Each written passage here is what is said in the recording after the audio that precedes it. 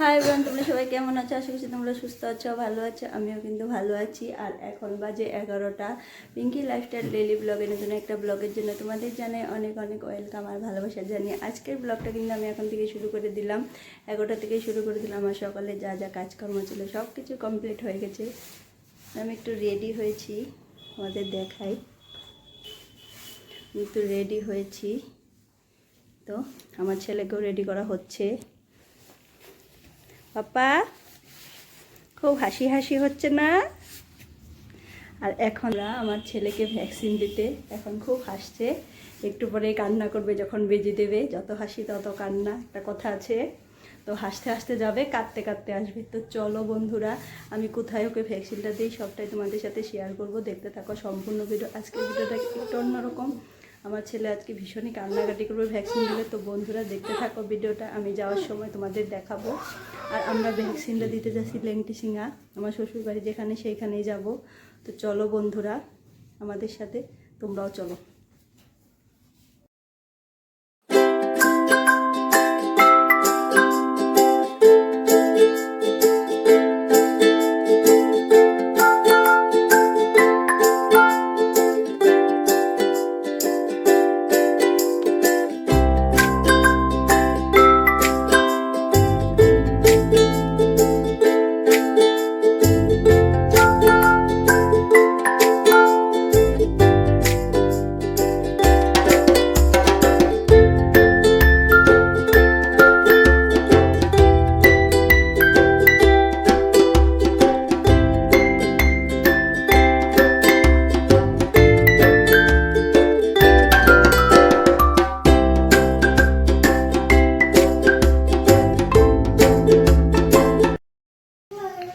আমরা কিন্তু ভ্যাকসিন ছেলেকে দিয়ে বাড়িতে এসে পড়েছি। অনেকটা সময় হয়ে গেছে, তোমাদের সাথে আর কোনো কিছুই শেয়ার করতে পারিনি, কারণ ছেলে অনেকটাই কান্নাকাটি করেছিল। ওর বাবাকে বললাম ক্যামেরা ধরাও, বললো ক্যামেরা ধরার দরকার নেই, এত কান্নাকাটি করছে, তোমার এই সময়ে ভিডিও করতে হবে।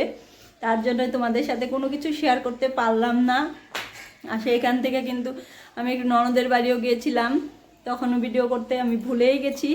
তখন অবশ্য ভিডিও করতে পারতাম, কিন্তু আমি ভুলে গেছি, আমার মনেই ছিল না। তারপর বড় ছেলেকে আনতে স্কুলে গিয়েছিলাম, বাড়িতে এসে ছোট ছেলেকে স্নান করালাম, খাওয়ালাম।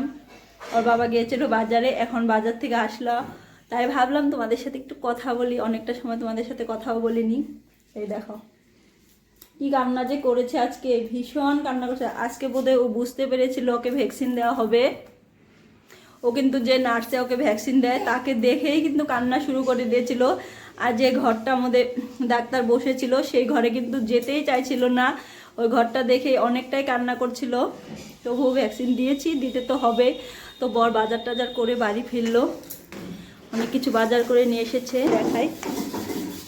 তো বাজার করে এনেছে, সবজি বাজার করেছে, ফল টল অনেক কিছু এনেছে। আজও কিন্তু রোদ্র ওঠেনি।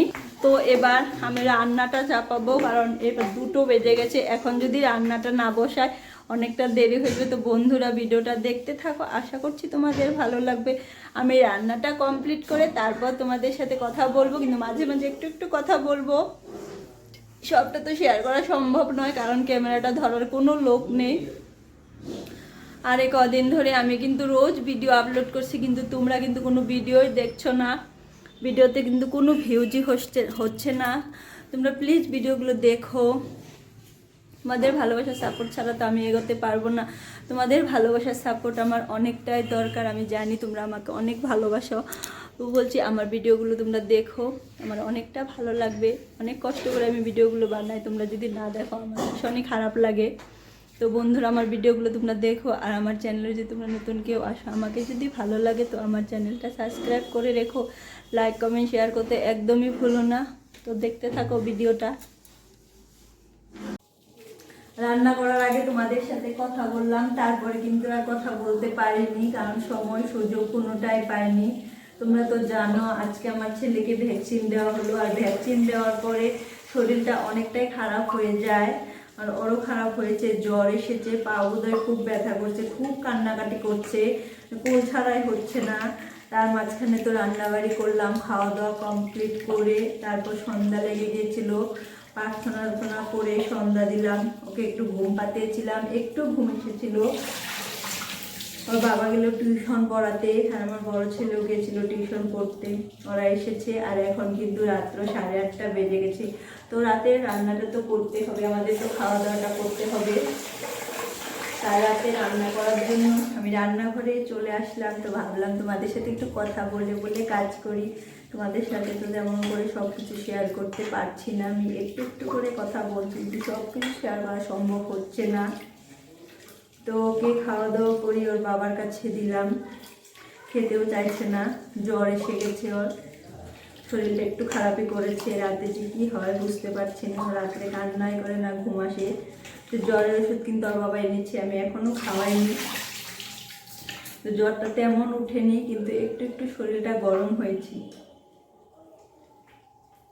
তো আমি চালটা ধুয়ে নিচ্ছি, চালটা ধুয়ে ভাত বসিয়ে দেবো। দুপুরে ডাল রান্না করছিলাম, সেটা কিন্তু রয়ে গেছে। তো এখন কিছু একটা সিদ্ধ দিয়ে দিব।